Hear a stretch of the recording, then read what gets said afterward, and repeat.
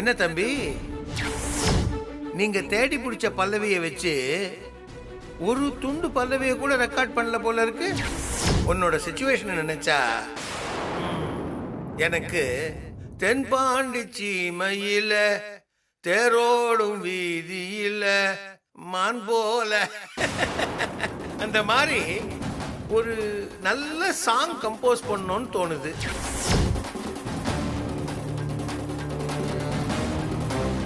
அப்ப பல்லவி யாருன்னு சொல்ல மாட்டீங்க? அதான் நீங்க தான் பெரிய ஆளாச்சே, முடிஞ்சா கண்டுபிடிங்க.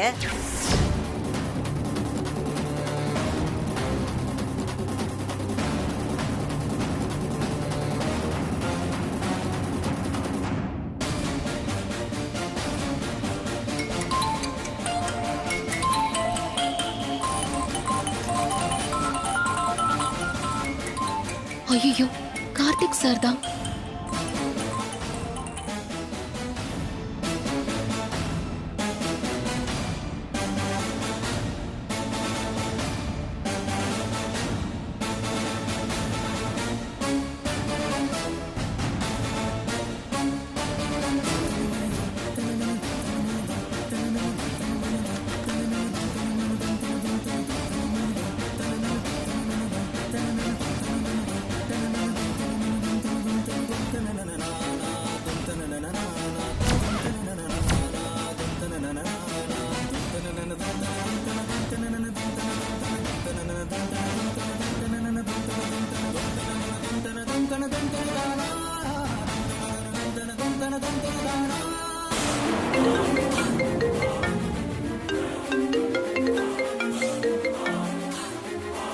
ஹலோ பல்லவி. சொல்லுங்க சார். ஏங்க இப்படி பண்ணீங்க? நீங்க வருவீங்க நான் எவ்வளவு நம்பிக்கையோட இருந்தேன் தெரியுமா? இப்படி யாரையும் அமுச்சு வச்சிருக்கீங்க. சார் அது அந்த பொண்ணு வந்து என்னங்க அந்த பொண்ணை பத்தி உங்களுக்கு தெரியாதுன்னு சொல்ல போறீங்களா? நிச்சயமா உங்களுக்கு தெரியாம ரூபஸ்ரீ இந்த மாதிரி ஒரு விஷயத்த பண்ணிருக்க வாய்ப்பே இல்லை. அவங்க உங்களை தான் முதல்ல வார்ன் பண்ணி ஆஃப் பண்ணிருப்பாங்க. அதுக்கப்புறம் தான் அவங்க இந்த வேலையை பண்ணிருக்கணும். ஏன்னா உங்களால அவங்களுக்கு வர பெனிஃபிட் அப்படி. சார் தப்புதான் சார். எனக்கு தெரிஞ்சுதான் இதை பண்ணாங்க. ஆனா நான் நிறைய யோசிச்சேன் சார். அந்த பொண்ணு என்ன மாதிரி பாடுறேன்னு சொன்னதுனாலதான் நான் கன்வின்ஸ் ஆயிட்டேன். ஓ, நீங்க கன்வின்ஸ் ஆனதும் என்ன ஏமாத்தலாம் தோணிருச்சுல? Sir sorry sir. அந்த பொண்ணு பாடினாலும் நீங்க சவால்ல ஜெயிச்சிடுவீங்கன்னு மனசால நம்பினேன் சார். அதான் தெரிஞ்சே அமைதியா இருந்துட்டேன்.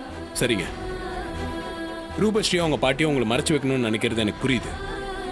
ஆனா உங்களை மாதிரியே பாட வைக்கிறதுக்கு ஒரு பொண்ணை ட்ரெயின் பண்றதுக்கெல்லாம் நிறைய எஃபர்ட் தேவைப்படுமே. இவ்வளவு எஃபர்ட் போட்டு இப்படி ஒரு ஆளை ரெடி பண்றதெல்லாம் ரொம்ப ஜாஸ்தியா இருக்குங்க. உங்க ஐடென்டிட்டியை திருடுறாங்கன்னு தெரிஞ்சும் அதையே நீங்க அட்ஜஸ்ட் பண்ணி போறீங்கன்னு எனக்கு புரியல. அப்படி என்னதாங்க உங்களுக்கு பிரச்சனை? சொல்ல மாட்டீங்க. ஆனா இதுல சிதம்பரத்துக்கு ஏதோ லிங்க் இருக்குன்னு மட்டும் எனக்கு நல்லா தெரியுது. ஆனா இது எல்லாமே தெரிஞ்சு அவங்க கூட சேர்ந்து என்னை ஏமாத்துவீங்கன்னு நான் சத்தியமா எதிர்பார்க்கலங்க. ஐயோ சார், சிதம்பரம் இதுல இன்வால்வ் ஆகிருப்பாருன்னா நான் யோசிக்கவே இல்லை சார். நீங்க சொல்ற மாதிரி அவருக்கு இதுல தொடர்பு இருக்குன்னு தோணி இருந்தா நான் சத்தியமா இதுக்கு ஒத்துட்டு இருக்கவே மாட்டேன் சார். சரிங்க, இப்ப நான் சொல்றேன். இதுல சிதம்பரத்தோட இன்ஃப்ளூயன்ஸ் ஏதோ ஒரு வகையில இருக்கு. அவர் இப்பவே ஜெயிச்சிட்ட மாதிரி கொண்டாட ஆரம்பிச்சிட்டாரு. நீங்க என்ன சொல்றீங்க? நீங்க சொல்லுங்க சார், நான் என்ன பண்ணணும்? நாளைக்குள்ள நான் ரெக்கார்டிங்க முடிக்கணும். அப்பதான் நான் சொன்ன மாதிரியே ஆல்பத்தை ரிலீஸ் பண்ண முடியும். உங்க மேல இப்பவும் எனக்கு நம்பிக்கை இருக்கு. நீங்க எனக்கு பண்ணி கொடுத்த சத்தியத்தை காப்பாத்துவீங்களா?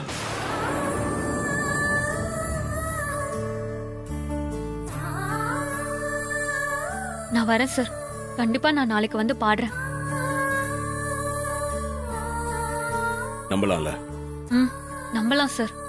நான் நாளைக்கு கண்டிப்பா வரேன் சார். தேங்க்யூங்க. Thank you very much.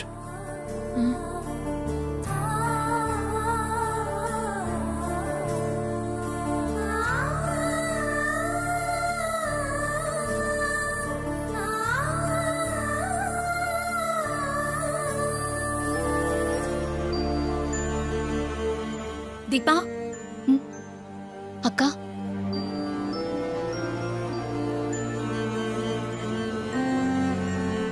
என்ன தீபா ஒரு மாதிரியா இருக்க?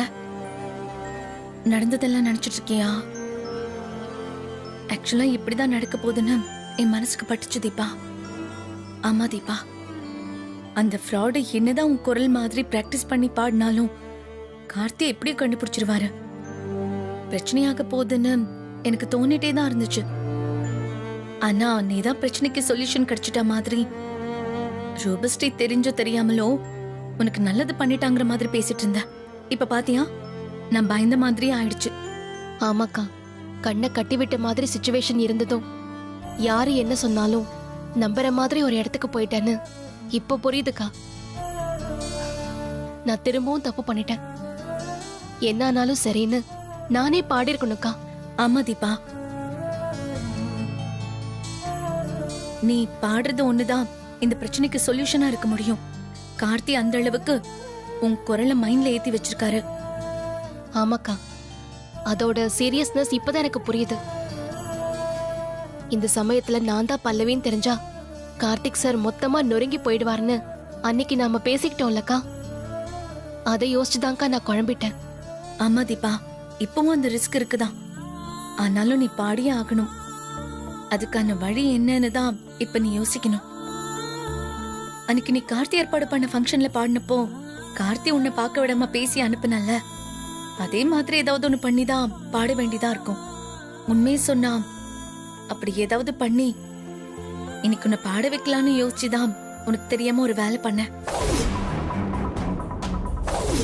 அந்த ஃப்ராட பாட விடாம தடுக்கிறதுக்காக கார்த்தியோட ஃப்ரெண்ட் ஒருத்தர் இன்ஸ்பெக்டர் இருக்கார்ல, அவர்கிட்ட சொல்லி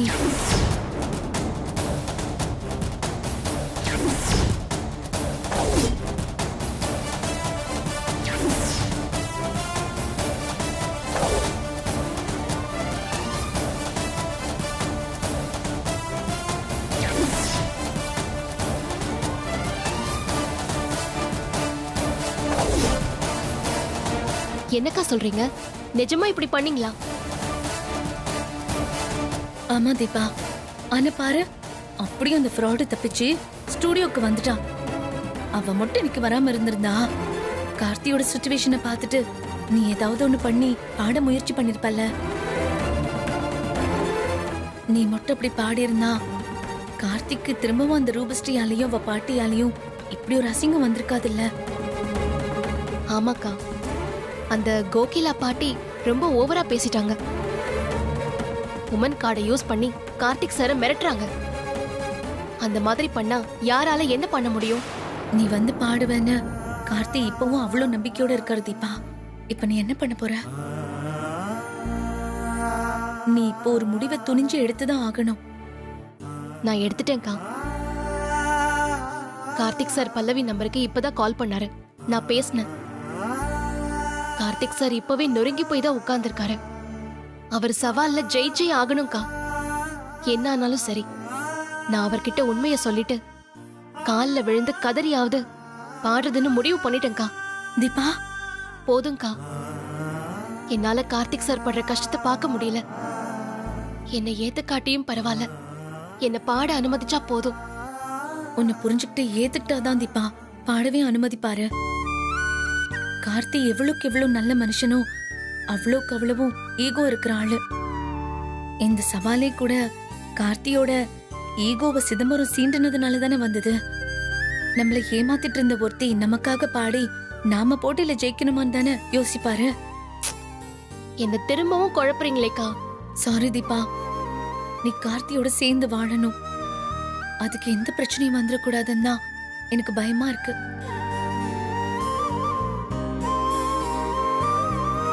தீபா, முதல் தடவையா செத்துடலாம்னு தோணுதுக்கா.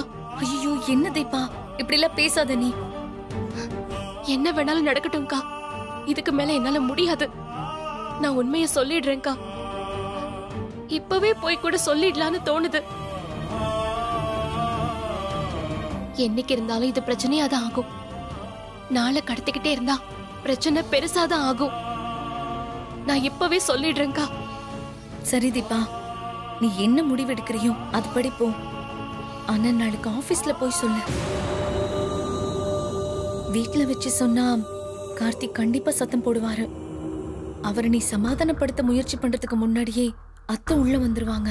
அதுக்கப்புறம் நீ பேசவே முடியாம போயிடும். நாளைக்கு ஆபீஸ்ல கார்த்தி ரெக்கார்டிங்க்கு வெயிட் பண்ணிட்டு இருக்கிறப்போ நீ மெதுவா சொல்ல. ஆபீஸ்ல உன்னை அவர் கத்துறதுக்கான வாய்ப்பு கம்மி. நீ உன்னோட தரப்ப முழுசா சொல்ல சான்ஸ் கிடைக்கும். ஒருவேளை கார்த்திக் கன்வின்ஸ் ஆயிட்டா நீ பாடலாம்ல.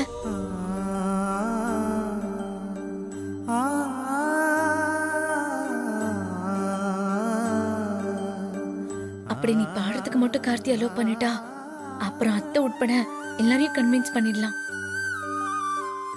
சரிக்கா, நாளைக்கு ஆபீஸ்ல வச்சே எல்லாத்தையுமே கார்த்திக் சார் கிட்ட சொல்லிடுறேன். சரி, நீ இங்கே நின்னுட்டு இருக்காம ரூமுக்கு போ.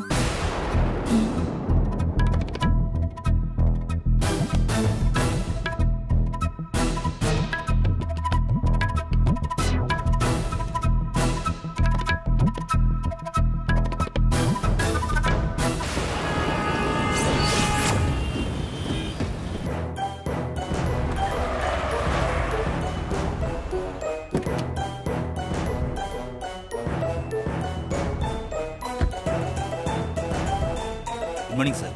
Morning. Good morning sir. Good morning morning. Good morning sir. Morning. Good morning sir. Good morning. Good morning மாப்ள. மார்னிங்கா. என்ன மாப்ள, பல்லவி வருவாங்கன்னு சொல்லி எல்லாத்தையும் ரெடி பண்ணி வைக்க சொன்னேன். இப்போ நீ மட்டும் தனியா வந்திருக்க. பல்லவி நிச்சயம் வருவாங்க.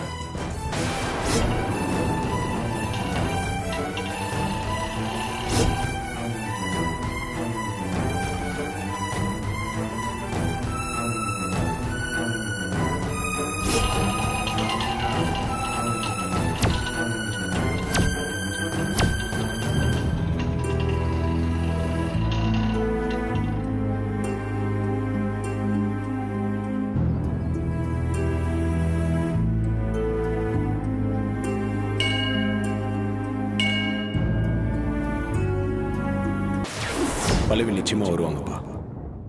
அவங்க எனக்கு பண்ண ப்ராமிஸை காப்பாத்துவாங்கன்னு இப்போ நான் நம்புறேன்.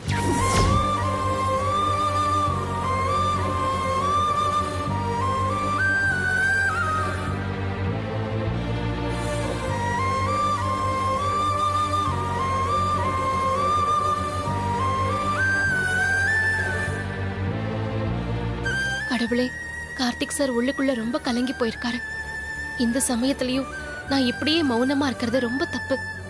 நான் தான் பல்லவிங்கிற விஷயத்த கார்த்திக் சார் கிட்ட இன்னைக்கு சொல்ல போறேன். என்னோட இந்த முடிவால கார்த்திக் சாருக்கும் எனக்கும் இருக்கிற பந்தத்துக்கு எந்த பாதிப்பும் வராம நீ தான் பாத்துக்கணும்.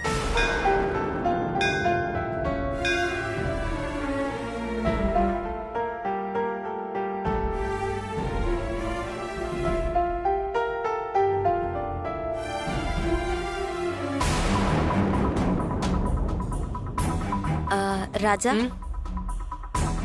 இன்னைக்கு ரெக்கார்டிங் கன்ஃபார்ம் தானே? கன்ஃபார்ம் தான் மேடம். என்ன ராஜா இவ்ளோ டவுட்டா சொல்றீங்க? இல்ல ராஜா, கார்த்தி சாரும் டென்ஷனாவே இருக்காரு. ஒருவேளை நேத்து நடந்த மாதிரியே இன்னைக்கு மேடம், ஏதாச்சும். ஏன் மேடம், ஏன்? என்ன ராஜா, இப்ப எதுக்கு இப்படி டென்ஷன் ஆகுறீங்க? என்ன ஸ்டேட்டஸ்னு தெரிஞ்சா ஏதாச்சும் சஜஷன் சொல்லலாம்னா அதையும் சொல்ல மாட்டேங்கிறீங்க. ஸ்டேட்டஸ் தானே மேடம். இன்னைக்கு பல்லவி வருவாங்க, பாடுவாங்கன்னு கார்த்திக் சார் ஸ்ட்ராங்கா சொல்லியிருக்காரு. நீங்க பிரகாஷ் சார் கூட இன்டராக்ட் பண்ணி மார்க்கெட்டிங் வேலையை பாருங்க. போங்க. நீ எல்லாம் எனக்கு வேலை சொல்றியா? எல்லாம் என் நேரம்டா.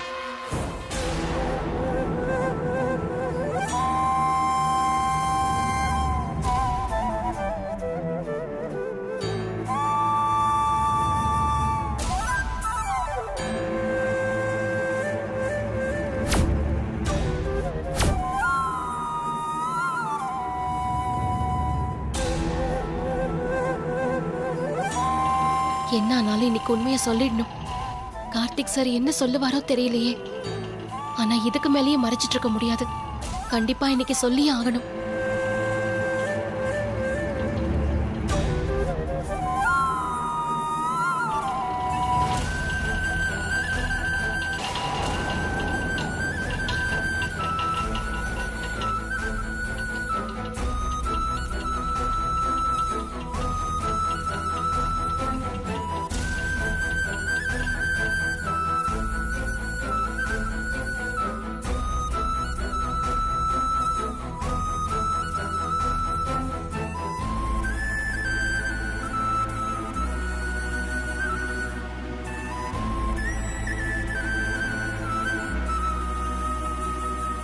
சார் இந்த ஒரு தடவை எக்ஸ்கியூஸ் பண்ணுங்க சார்.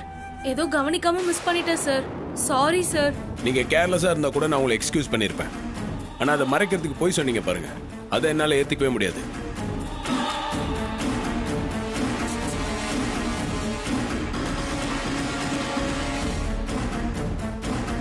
சாரி சார், தெரியாம பண்ணிட்டேன்.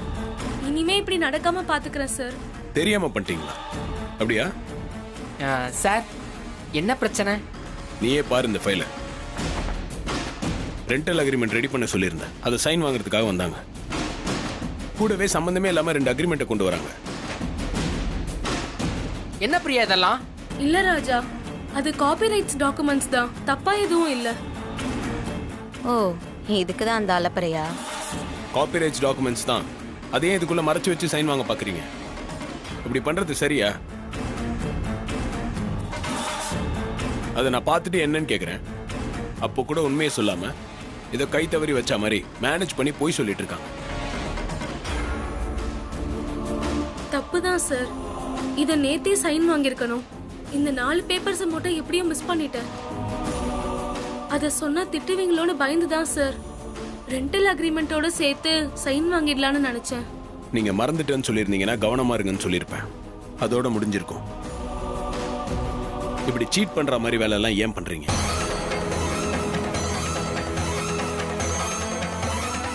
சார் தப்புன்னு ஒத்துக்கிறேன் சார். ஆனா சீட்டிங்னு பெரிய வார்த்தைலாம் சொல்லாதீங்க சார். நான் என்ன சார் தப்பான டாக்குமெண்ட்லயா சைன் வாங்க பார்த்தேன்? இப்படியெல்லாம் சொல்றீங்க. நிறுத்துறீங்களா? தெரியாம என்கிட்ட ஒரு டாக்குமெண்ட்ல சைன் வாங்க முடியும் நீங்க நினைச்சிருக்கீங்க.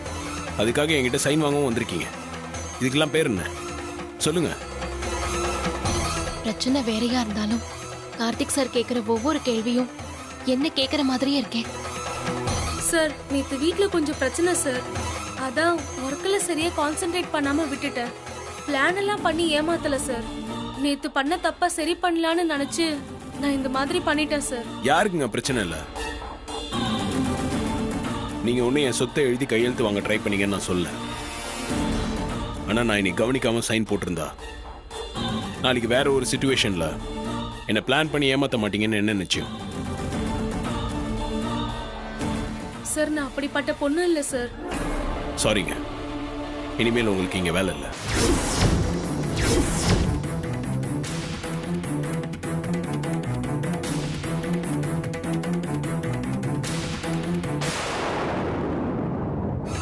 சார் இந்த ஒரு தடவை மன்னிக்க கூடாதா? Please sir. ஸ்னேகா, சார் அவங்களுக்கு இப்பவே டெர்மினேஷன் லெட்டர் ரெடி பண்ணுங்க. இன்னைக்கு அவங்கள டியூட்டில இருந்து ரிலீவ் பண்ணிடுங்க. நான் உங்ககிட்ட தான் சொல்றேன்.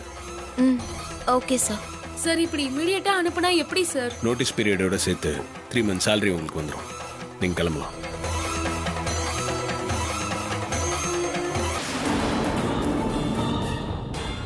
நான் தான் பல்லவியா உங்ககிட்ட நடிச்சிட்டு இருந்தேன். நீங்க ரசிக்கிற குரல் என்னோடதுதான். துரோகி. Sir please sir. ஏய், என் லைஃப்லயே நீ இனிமேல் இருக்க கூடாது.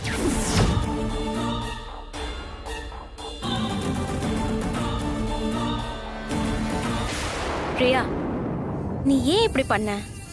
கார்த்திக் சார் ஆல்ரெடி டென்ஷன்ல இருக்காரு. இந்த டைம்ல போய் இப்படி பண்ணிருக்கியே. மேடம், கார்த்திக் சார் டென்ஷனா இருக்கிறதால தான் இந்த மாதிரி கோவப்பட்டாரா? இவ பண்ண மாதிரி விஷயம் எல்லாம் கார்த்திக் சாருக்கு எப்பவுமே சுத்தமா பிடிக்காது. அவர் எதை வேணாலும் மன்னிப்பாரு. ஆனா இந்த மாதிரி பொய் சொல்லி ஏமாத்துறதெல்லாம் அவரால் ஏத்துக்கவே முடியாது.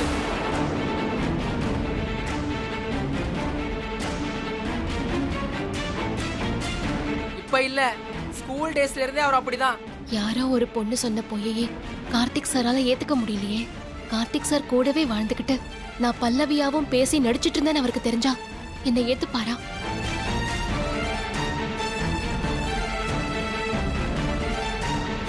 நிச்சயமா மாட்டாரு. நான் உண்மையை சொன்னா அடுத்த செகண்டே கார்த்திக் சாரோட வாழ்க்கையில எனக்கு இடம் இருக்காது. அது நல்லா தெரிஞ்சு போச்சு. கடவுளே, நான் எவ்வளவு நம்பிக்கையோட வந்தேன். என்னை இப்பவும் சோதிச்சிட்டியே முருகா.